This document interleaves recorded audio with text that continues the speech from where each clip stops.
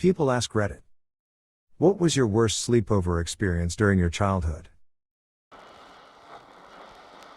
Friend's mother and her boyfriend were arguing in the kitchen after we went to bed. He started talking about how he would kill the kids if I have to.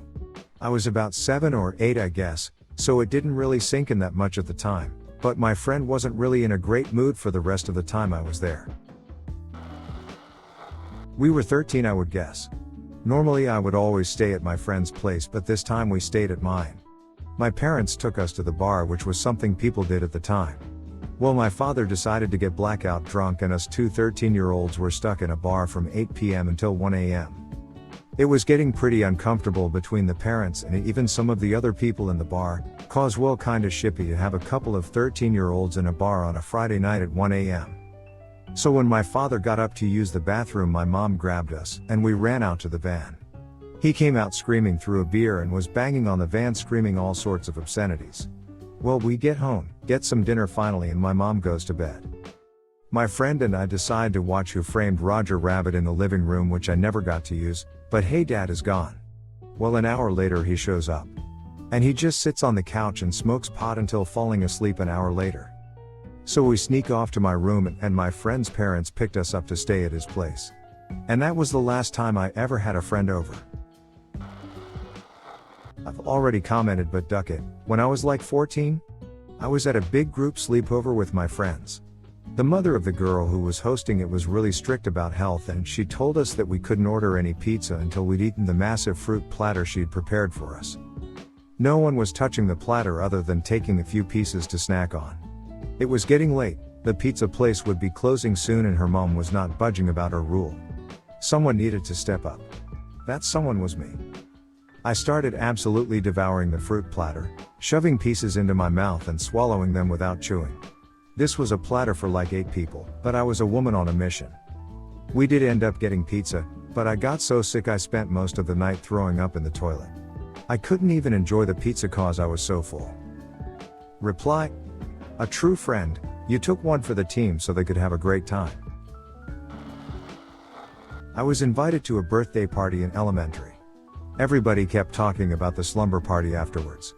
I assumed I was also invited to the slumber party, so I brought my sleeping bag and pajamas.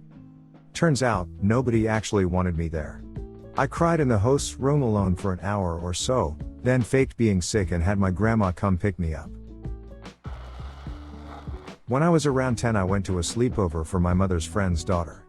I didn't know anyone else there, was pretty shy, but in general down for junk food and silly movies. In the middle of the night, one of the other kids started freaking out and having an anger/anxiety attack, screaming about how everyone hated her and throwing stuff everywhere. I stood up and immediately got hit directly in the nose by a heavy dinner plate chucked like a frisbee. Fell backwards, hit my head on the window frame, lucky escape, and passed out. I underplayed how bad it had been to my parents because I didn't want them to freak out, so it was a week or so before my mom was concerned enough that my nose still hurt to take me to the GP. He was a quack, and without really looking just said that since I didn't have panda eye bruising it was fine and I was being overdramatic.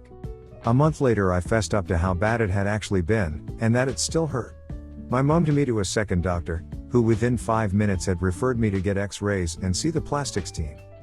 They found that my bridge had shattered into pieces and cracked vertically down the middle. The impact had spread pieces into places they shouldn't be, and because of the delay had started healing like that. Their advice was to leave it until I was fully grown, and then fix it if there were issues. And that's the story of how a sleepover experience means that I can't breathe properly, snore like a middle-aged man, have to be careful what glasses I buy, and am 20 years later considering getting my nose rebroken 'cause I can't deal with this ship anymore.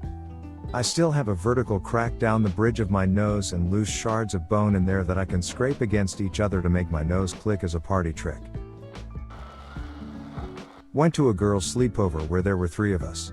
The girl's dad put an audio recorder under the teddies on top of her cupboard when he came in to hand them out. Would have been about 8 years old. We were talking about crushes at school and such. Next day he played the recording out loud to wake us up, laughing and listening closely to what we were talking about, in front of us. They moved away eventually. 14 years later the girl messages me and asks if I remember anything weird happening at that sleepover. I told her what I remembered, and it turned out she was being sexually abused by him. If you want to support our new channel, please hit the like and subscribe button. We would also love to read some feedback in the comments. Thank you very much. Had my first ever sleepover with my best friend in the first grade. Things at night were awesome. When I woke up the next morning, everyone at his house was super distant, and they called my mom to get rid of me as soon as possible. His father had an aneurysm that night and passed away. After everything settled, he and his mom moved away and I never saw them again. When I was 13/14-ish, I had a sleepover with a friend. We both woke up early in the morning to the sound of her mother wailing. She had just found out from her older son that one of their closest family friends had been molesting him for over a decade. I wasn't supposed to get picked up until midday, but I lied and said my mom came early and just waited out front, out of sight for like 3 hours. Me and the friend never spoke about it. Reply: I know that as much as anything you probably wanted to be out of there, but what you did was actually really sweet, sacrificing your comfort to give them space. Good kid. My friend's uncle died in a car accident the night we were having a sleepover. I remember in the morning when we dropped him off at his house and he saw all of his family's cars there, he was confused and thought his dad must have had a party the night before.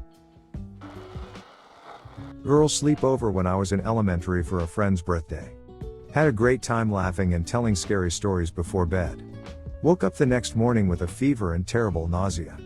Went home and I was only getting worse. I had a huge spot on my leg in between my ankle and knee, right in the middle. It was hot, puffy, and red. Went to the hospital and it turns out I was suffering from a really bad staph infection. The night before, we were playing on the stairs when I slipped and scraped my leg. The doctor initially thought I was bitten by a spider. The infection was spreading fast and was eating away at my flesh. I had a tunnel up to my kneecap that had to be packed with fresh gauze every day. Almost lost my leg. My parents sent me to spend the night with my friend. When I got home the next day, my mom told me my dad moved out and they were getting a divorce. I didn't see my dad for 3 years. My friend had a poster of the live-action Cat in the Hat in her room, and the thing scared me so bad at night that I couldn't fall asleep and I just sat there on the floor the whole night. Reply: I'll get you, and I'll make it look like a bloody accident. Freaky Ass Cat, 2003. Friends decided to set up a mock game of Survivor, based on the reality show. Which turned out to be an excuse to vote out the friend nobody likes first. Guess who was the friend nobody liked? Not me, but my sister. She was a sleepwalker. She was about 7. Slept over at a friend's house, sleepwalked, woke up in an enclosed space. Panicked. Pushed her arms straight out in front of her against what she thought was a wall in front of her. She had ended up behind a 7-foot tall bureau that was placed diagonally in the corner of the dining room. She pushed it over. It was full of plates, glasses, fine china, etc. It was 4 a.m. Went to a friend's birthday party in 4th grade. About halfway through the night we decided to play hide and seek. Maybe 30 to 45 minutes later, all I know was it was a long ass time, I come out of my hiding place to find them playing on the Wii in the living room. They'd forgotten about me and thought everyone was found, so they moved on to the next thing without me. I was about 7. I went to a friend's place just as his dad got home after accidentally shooting and killing his friend. I was too scared to leave and it was a big place and I guess we kind of just kept out of the way. His screams of anguish kept me up all night.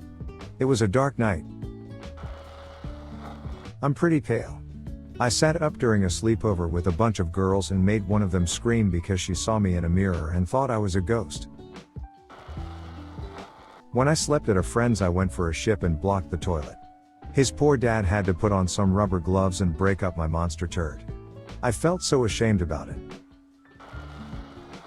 My friend Ryan had a slumber party for his birthday. I remember we watched my favorite Martian and we went to sleep and I woke up mid-vomit. I wasn't even feeling sick. I literally woke up throwing up at 5 in the morning. They took me home, I slept until noon. And I remember thinking I wasted a whole day because I had never slept in that late before. Thank you for listening to another B-Town Reddit Stories episode. Hit the subscribe button and check out our channel for more stories. Let us know your opinion about this topic in the comments.